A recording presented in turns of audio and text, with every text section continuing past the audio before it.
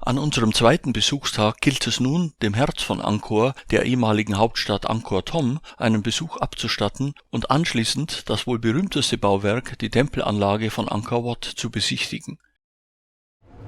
Bei der Anfahrt nach Angkor Thom fällt zunächst ein 100 Meter breiter und 6 Meter tiefer Wassergraben auf, der die große Hauptstadt, wie Angkor Thom übersetzt heißt, umgibt. Über einen 15 Meter breiten Damm aus Lateritgestein erreicht man zunächst das 22 Meter hohe Südtor mit riesigen, in verschiedene Richtungen blickenden Gesichtsskulpturen. 2 Reihen von jeweils 54 Giganten, die die Stadt schützen sollten, säumen den Zugang. Auf der rechten Seite befinden sich die grimmig blickenden Dämonen, während die linke Seite von freundlich lächelnden Devas oder Gottheiten flankiert wird.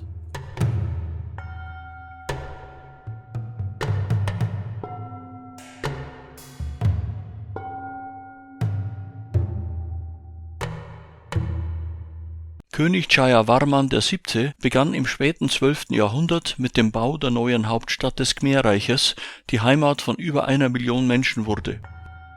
Der dreiköpfige Elefant Airavata bewacht die Seiten der Tore.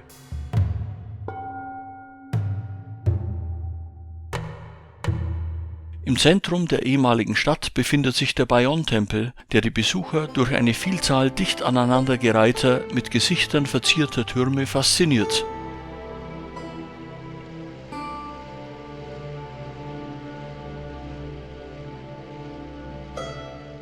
Aufwendige Reliefdarstellungen illustrieren den Alltag der Khmer.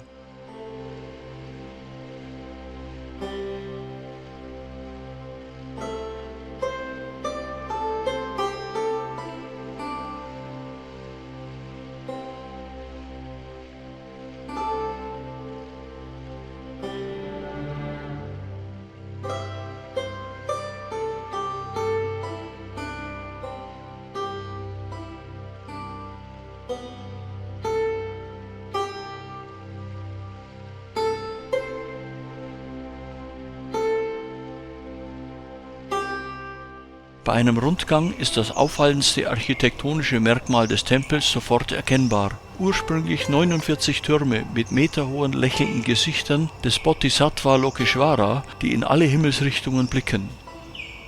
Möglicherweise diente auch das Gesicht des Königs als Vorbild für diese Darstellungen.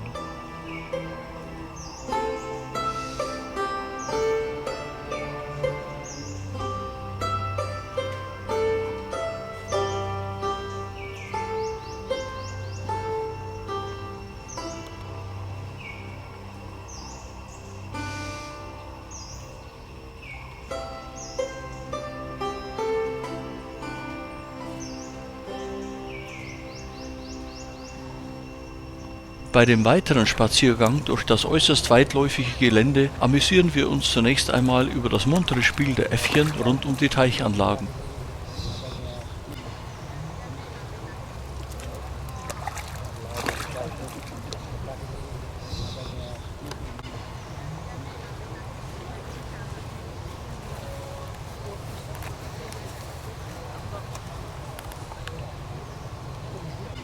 Unsere Besichtigung der ehemaligen Königsstadt setzt sich fort mit weiteren interessanten Bauwerken wie dem Bafuon, für dessen Besteigung Schwindelfreiheit Grundvoraussetzung ist.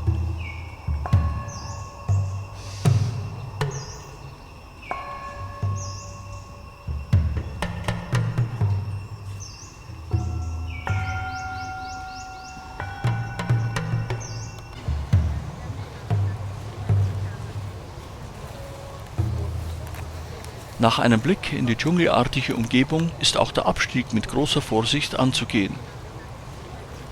Unbedingt lohnend ist auch ein Spaziergang durch die mittlerweile von der Natur dominierten Bereiche der ehemaligen Stadt.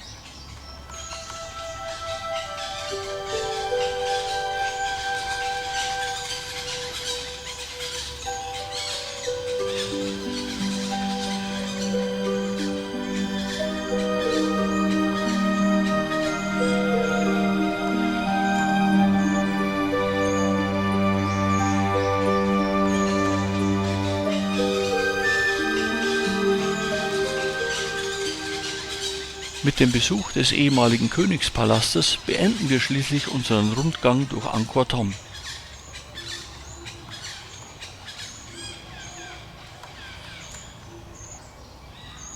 Die Mittagspause sorgt nicht nur für die willkommene landestypische Erfrischung, sondern auch für einen herzlichen Lacher in der Toilettenanlage.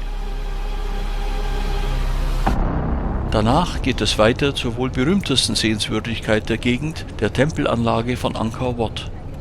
In angemessen respektvoller Entfernung zu dem Monument befindet sich eine Steigballonanlage, die wir gerne nutzen, um einen willkommenen Überblick aus der Vogelperspektive zu erhalten.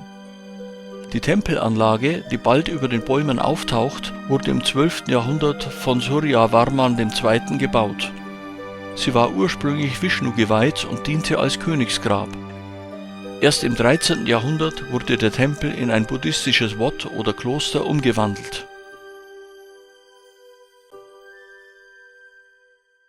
Nun nähern wir uns Angkor Wat von der Westseite her über einen Damm, der über einen 200 Meter breiten Wassergraben zum Eingangsportal, dem Portikus, führt.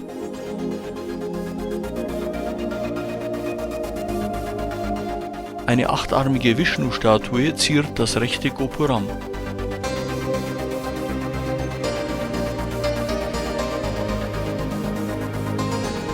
Über eine breite Allee nähern wir uns nun schrittweise den Ansichten, die das Bauwerk so berühmt gemacht haben.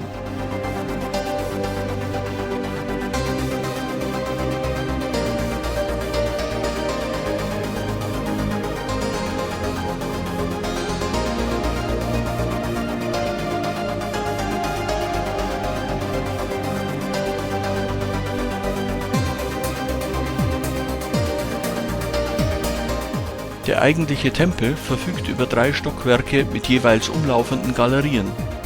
Diese sind mit Reliefs geschmückt, die sich auf 2 Meter hohen und 600 Meter langen Platten entfalten.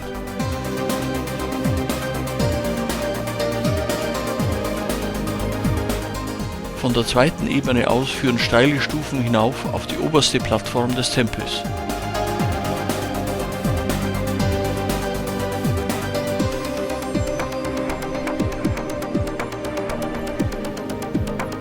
Hier erreichen wir den sogenannten Kreuzgang, ein wunderbares Gebäudeensemble mit vielen sehenswerten Details.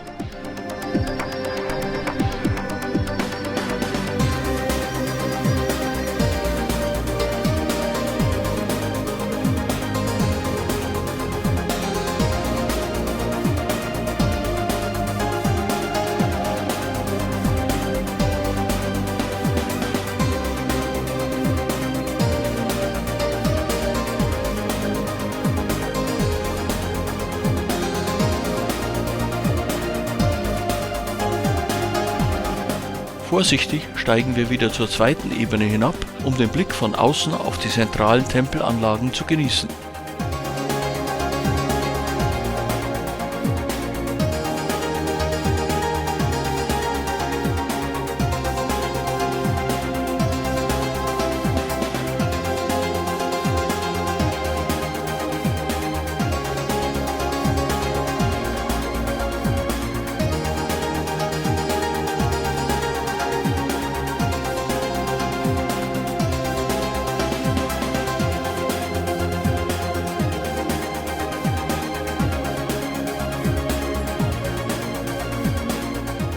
Zum Abschluss des Tages positionieren wir uns nochmals für eine letzte Erinnerungsaufnahme vor dem wundervollen Hintergrund von Angkor Wat.